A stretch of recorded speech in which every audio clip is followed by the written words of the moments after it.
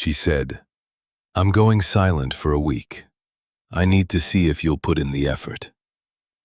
So I gave her exactly what she asked for: distance. She broke after 2 days asking why I wasn't blowing up her phone.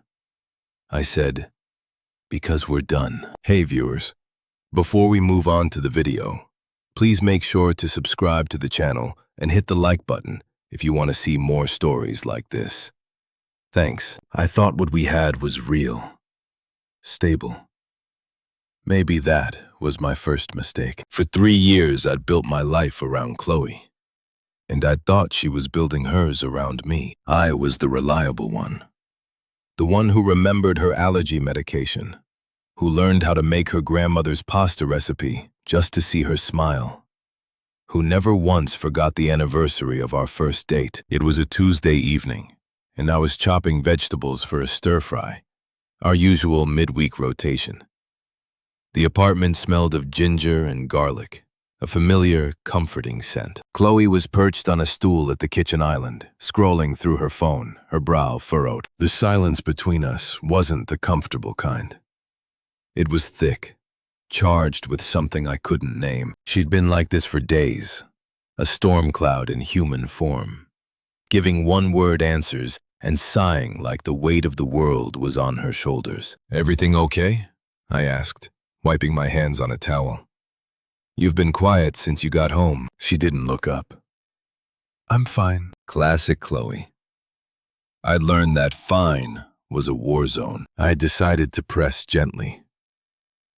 "Come on, Chloe. Talk to me. Is it work? Did something happen with your mom?" She finally put her phone down, screamed first, and fixed me with a look that was part exhaustion, part accusation. "It's just us, Mark. I've been thinking about us." A cold trickle of dread started in my chest. "What about us?" I kept my voice even, leaning against the counter. "Do you ever feel like, I don't know, like we're just going through the motions?" She gestured vaguely around our home, the one we'd painted together, filled with books we'd both read and photos from trips we'd taken. "Like, this is all there is." I blinked, completely thrown. "What?" "No, this is our life. I love our life." And I meant it. The quiet nights, the shared jokes, the way her feet sought out mine under the covers in the middle of the night. It wasn't a raging inferno of passion every second, but it was a steady, warm fire. I thought that's what we both wanted. "See, that's what I mean." She let out a short, bitter laugh. "You're just content. You don't fight for it. You don't fight for me." My mind raced, scrambling for evidence to the contrary. I'd fought for her when her father was sick, handling all the logistics so she could just be with him. I'd fought for this apartment, dealing with the nightmare landlord. I fought for her happiness every single day, in 1,000 small ways. "Chloe, that's not fair. Where is this coming from? Is this about me working late last week? Because I told you that project is—" "It's not about one thing," she interrupted, her voice rising. "It's about everything. It's about the energy you put in." I feel like I'm the only one ensuring our emotional connection stays alive. I'm always the one initiating the deep talks, planning the exciting dates, thinking about our future. I stared at her, my stir-fry forgotten. "The future? We've been looking at rings 2 months ago. I had a savings account with a name on it that wasn't mine." She stood up, a strange, determined look on her face. It was then I realized this wasn't a spontaneous conversation. This was a speech she'd rehearsed. "I need to know if you're truly committed, not just to this comfortable routine we've built, but to me, to the woman I am, and the woman I want to become." "Of course I am," I said, my confusion turning into a low thrum of anxiety. "You know I am." "Do I?"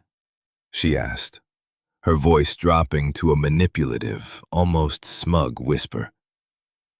"I need a real sign, Mark. So here's what's going to happen. I'm going silent for a week. No calls, no texts. I'm going to stay at Jess's. I need to step back and see if you'll actually fight for me. If you'll put in the effort to win me back. I need to see you prove it. The world seemed to tilt on its axis. A test. She was giving me a test like I was a lab rat, and she was a scientist observing my pain. Where is this coming from, Chloe? I repeated, my voice harder now. This isn't a game. We live together. We're partners. What does win you back even mean? You're right here. She picked up her purse from the counter, having clearly pre-packed it. She walked towards the door, that infuriating, knowing smile playing on her lips. It means what it means. If you care, you'll prove it. Don't contact me. I'll see you in a week. The door clicked shut behind her.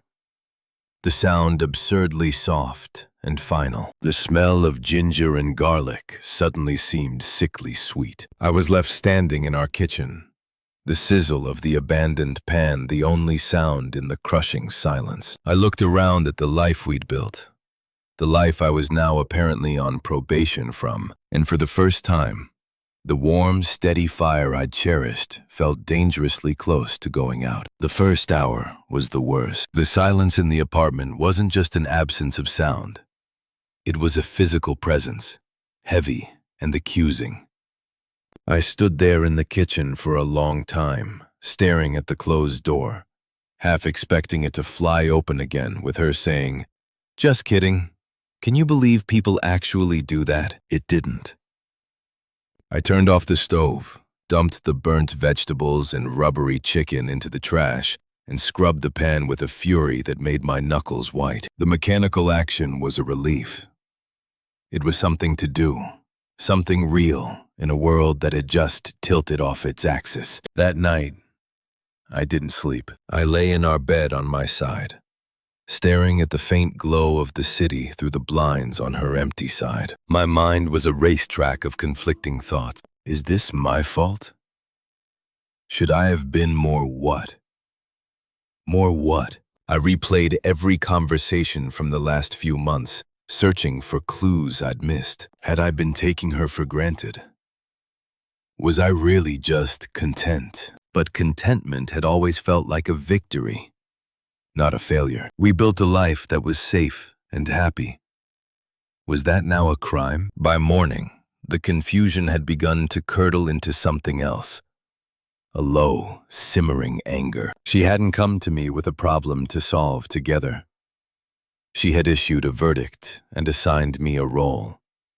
The desperate supplicant. My job was to perform a week of panic devotion to prove my worth. My phone was a brick on my nightstand. I checked it constantly, not with hope, but with a morbid curiosity. Nothing. No, I'm safe. No, this is harder than I thought. Just silence. The exact silence she demanded. I went to work on autopilot. My colleagues' voices sounded muffled, like I was underwater. I tried to focus on a spreadsheet, and my brain would whisper, "When you back?" What did that even look like? Sending a florist's entire inventory to her friend's apartment, serenading her beneath a window with a boombox. It was absurd. This wasn't a romance movie. It was a power play. I got home that evening, and the apartment felt different. It was still silent, but the accusation was fading, replaced by a strange emptiness. I ordered a pizza, something I never did because Chloe was a health nut. I ate it on the couch watching a dumb action movie she would have hated, and for the first time, I felt a flicker of something other than anger or hurt. It was a sliver of peace. The next morning, Wednesday, something clicked. I woke up before my alarm, and the fog had lifted. The racetrack in my mind was empty and quiet. I looked at her pillow, and instead of a pang of loss, I felt a cold, clear resolve. This wasn't about love. Love doesn't administer tests with pass or fail conditions that destroy the participant. This was about control. It was about her need to see me gravel, to see me in pain, to have tangible proof that she held the reins to my entire emotional state. And I realized with a stunning and simple clarity that I was done handing her those res. I didn't block her. That felt too reactive, too emotional. Instead, I went into my phone settings and muted her notifications. Her text would come in, but my phone wouldn't light up, wouldn't buzz, wouldn't shatter my peace. She wanted silence. She'd get it, but she wouldn't get the performance she craved. I went to the gym after work, a place I'd been neglecting. I put my headphones in, cranked up the music, and pushed until my muscles burned and my mind was blissfully empty. It felt good. It felt like reclaiming something. Afterward, I felt clean, tired in a good way. I took a picture of the sunset from the gym's window, a brilliant splash of orange and purple, and posted it to my Instagram story with no caption. It was a normal, pleasant moment for my life. My life. I was in the locker room wiping down my face when my phone vibrated with an incoming call. Not a notification. A call. I pulled it out of my pocket. Chloe. The muted setting didn't stop the ringtone. I watched her name flash on the screen. My heart didn't leap. My stomach didn't clench. It just was. I let it ring. It went to voicemail. A second later, it started ringing again. Insistent. Panicked. This time, I swiped to answer. I didn't say hello. I just waited. Her voice was a rushed, frantic torrent in my ear. Hello. What are you doing? I remained silent, walking towards a quieter corner. Mark, are you there? Why is your Instagram so normal? She demanded, her tone shifting from panic to indignation. You posted a picture of a sunset. I'm over here having a crisis about our relationship. I can't eat. I can't sleep. And you're at the gym. You're posting about a sunset. I could hear the sheer, unadulterated confusion in her voice. The script was ruined. I wasn't following my lines. Why aren't you blowing up my phone? The question was almost a wail. Why aren't you begging? Don't you miss me? Don't you care that you're losing me? And there it was. The naked truth. It wasn't about space. It was about a hunger for drama, for proof of her own desirability. My quiet dignity was a rejection she couldn't comprehend. I took a slow, calm breath. The clarity was absolute. You asked for silence and distance, Chloe, I said, my voice even, devoid of all emotion. It was simply a statement of fact. She started to splutter. But I didn't mean... I cut her off, my tone firm, final, and clean as a surgeon's knife. Because we're done. I pulled the phone from my ear and ended the call. The screen went black. Without a moment of hesitation, I navigated to her contact, tapped "Block this caller," and confirmed the action. Then I put my phone back in my pocket, grabbed my gym bag, and walked out into the cool evening air. The silence, for the first time, was my own, and it was peaceful. The silence after I blocked her was different. It wasn't the heavy, waiting silence she had imposed.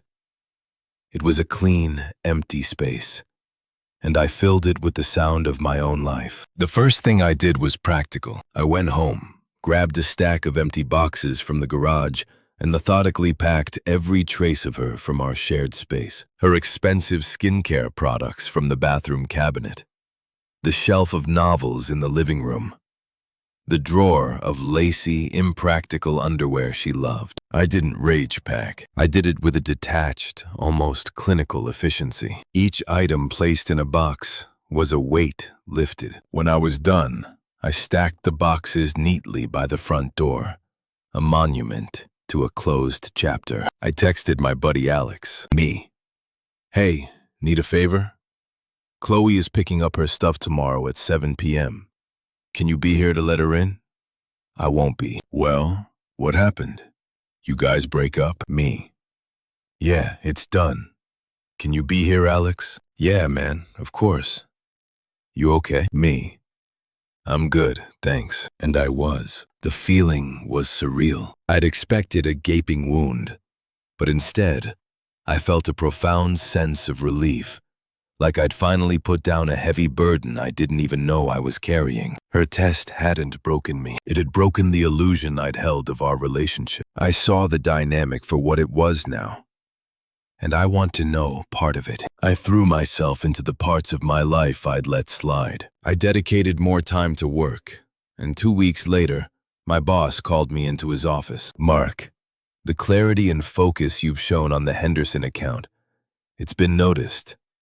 The promotion is yours." It was a senior analyst position, something I'd been working toward for 2 years. The raise was significant. I felt a flush of pride that was entirely my own. It had nothing to do with her. I reconnected with friends I drifted from, the ones Chloe had subtly deemed not couple friends. I started going to the rock climbing gym again, a hobby she'd always rolled her eyes at, calling it juvenile. I bought a new set of paints and spent a Saturday afternoon messily recreating a landscape on a canvas, something I hadn't done since college. My life was becoming louder, more colorful, and entirely my own. Meanwhile, Chloe's world was getting smaller and more chaotic. The karma wasn't a dramatic movie-style crash. It was a slow, psychological unraveling, and I heard about it in pieces from the grapevine. My friend Sarah, who had a soft spot for drama, called me a month in. "You will not believe what Chloe is telling people," she said, her voice a mix of outrage and fascination. "Oh yeah?" I asked, stirring a pot of pasta on my stove. I was perfectly calm. "She's telling everyone you had a nervous breakdown and abandoned her during a crucial relationship test she designed to save you both. She's playing the martyr, Mark. It's insane." I chuckled, a dry, genuine sound. "Let her talk, Sarah. People who matter know the truth," and they did. The initial wave of sympathy for her began to recede as more details leaked out. When people heard the actual story, she gave him the silent treatment for a week to see if he'd beg. And he just ended it. The reaction was universally a raised eyebrow and yeah, that tracks. Her narrative was too twisted, too obviously self-serving. Then the attempts to reach me began. It started with a text from an unknown number 2 days after the promotion. "Unknown number. I heard about your promotion. Congratulations. I always knew you had it in you. We should talk." I stared at it for a moment, then blocked the number. There was no anger, just a mild annoyance, like swatting a fly. The next week, a voicemail from a different number. Her voice was thick with fake tears. "Mark, it's me. Please, I'm not doing well. I miss you so much. It was a stupid mistake. I was scared. Can we just please talk? I'm sorry." She was sobbing by the end. It sounded performative. I deleted it and blocked that number too. The attempts became more unhinged. She followed my public Instagram story from a Finster account, a picture of me and the guys at a baseball game. An hour later, a mutual acquaintance sent me a screenshot of her story, a posed, moody photo of her at a dimly lit bar, a glass of wine in hand, with a caption that read, "Moving on and leveling up. Some people can't handle a queen." I actually laughed out loud. It was so transparent. She was trying to make me jealous to provoke any reaction. She was throwing pebbles at a fortress, and the walls didn't even shudder. The most significant attempt came through Mark, a mutual friend who had always been a little in awe of Chloe. He asked to meet for a beer, and I agreed, knowing what was coming. We sat at a corner table in a low-key bar, and he fidgeted with his coaster, unable to meet my eyes. "Look, man," he started, his voice strained. "I probably shouldn't be doing this, but Chloe's not good. She's a mess. She cries all the time. She misses you. She knows she messed up. It was just a stupid test. Don't you think you're being a little harsh? It's been over 2 months." I took a slow sip of my IPA, completely unbothered. This was the flying monkey phase, and I was ready for it. "I'm not responsible for her feelings anymore, Mark," I said, my voice calm and even. But she designed a test I couldn't pass without losing my self-respect. I continued, cutting him off gently but firmly. I chose self-respect. It's really that simple. He opened his mouth to argue, but I gave him a small, final smile. He blinked, thrown by the abrupt subject change. He stammered for a moment about work, and the tension dissolved. I had drawn a boundary, not with anger, but with an immovable calm. He wouldn't be trying that again. I left the bar that night, feeling lighter than ever. Her desperation was no longer my problem. Her tears were not my responsibility. The game was over, and I had walked off the field without ever looking back at the scoreboard. I was free. 6 months. It felt like a lifetime, and no time at all. The person I was in that kitchen, staring at a closed door, was a stranger to me now. My life had a new rhythm, one built entirely on my own terms. The promotion had come with a significant raise, which I'd used to move into a modern, light-filled apartment with a view of the city skyline. It was mine. Every book on the shelf, every piece of art on the wall, was a choice I'd made for myself. The peace was palpable. I was sitting in the grind, a coffee shop near my new place that had become my weekend office. Sunlight streamed through the large windows. I was deep in a code review, a half-finished latte at my elbow. The world comfortably tuned out. I was, for lack of a better word, happy. A shadow fell over my table. I glanced up, expecting a waitress. It was Chloe. She was trying hard to look put together. A sleek black coat, heels, but it was a fragile facade. Her hair lacked its usual luster, and there were faint, tired lines around her eyes that makeup couldn't quite conceal. She looked like she was playing dress-up as her former self. "Mark," she said, her voice a hesitant whisper. "Can we talk, please?" I didn't startle.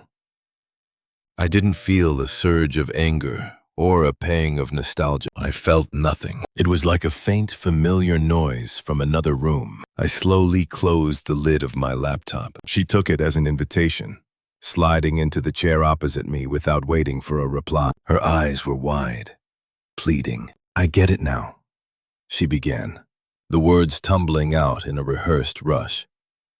"It was a mistake, a stupid, childish game. You've proved your point. You've punished me enough. You can stop now." I remained silent, just looking at her. My calm seemed to agitate her. "I've been miserable without you," she continued, her voice cracking with a sob she seemed to be conjuring on demand. "Don't you care? We had 3 years together. Doesn't that mean anything to you?" She was waiting for me to comfort her, to absolve her, to give her the emotional reaction she'd been starving for. When I didn't, her mask began to slip. The pleading in her eyes hardened into frustration, then into sharp anger. "So what?" she snapped, her voice losing its performative tremor. "You're just going to sit there? You're just going to throw everything we had away because of one little thing? One test?" That was my cue. I leaned back in my chair, my posture relaxed, my hands resting calmly on the table. I looked at her, not as an ex-lover, but as a curious specimen of a person I once knew. "You told me you needed to see if I would fight for you," I said, my voice even and clear. "You were right." She leaned forward, a flicker of hope in her eyes. This was what she wanted to hear.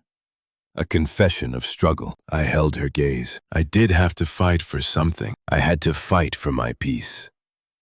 And I won. The hope in her eyes died, replaced by blank confusion. "You asked for a week of silence to see if I cared," I continued, the ghost of a smile on my lips. "It took me 2 days to see that I didn't. Not like that. Not in the way your games required." She opened her mouth to protest, but I kept going, my tone conversational, as if discussing the weather. "That person you were testing, the one who would jump through your hoops and beg for your approval, he's gone. You made sure of that. And honestly, I owe you a thank you. Her face was a mask of stunned disbelief. A thank you. The silence was exactly what I needed to hear myself think again, I said. And it was the absolute truth. I stood up, picking up my laptop and slipping it into my bag. I pulled the 20 from my wallet and placed it on the table to cover my coffee and then some. The meeting was over. I hope you find whatever it is you're looking for, Chloe, I said, my tone final, devoid of any malice or lingering feeling. It was a simple, polite dismissal. But you need to understand, you will not find it with me. We are a closed chapter.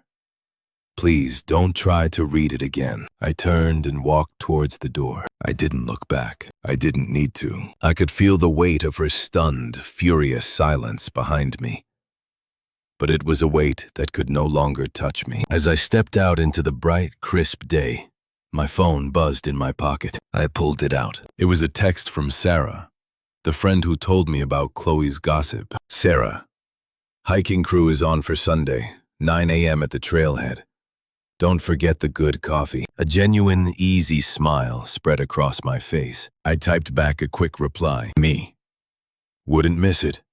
I'll bring the coffee and the pastries. I slid the phone back into my pocket, looked up at the clear blue sky, and took a deep, clean breath. The coffee shop, the confrontation, the ghost of my past. It was already fading, irrelevant noise. My life, my real life, was waiting. And it was full. Thanks for watching. Make sure to subscribe to the channel and hit the like button. What do you think about this story? Share it in the comments.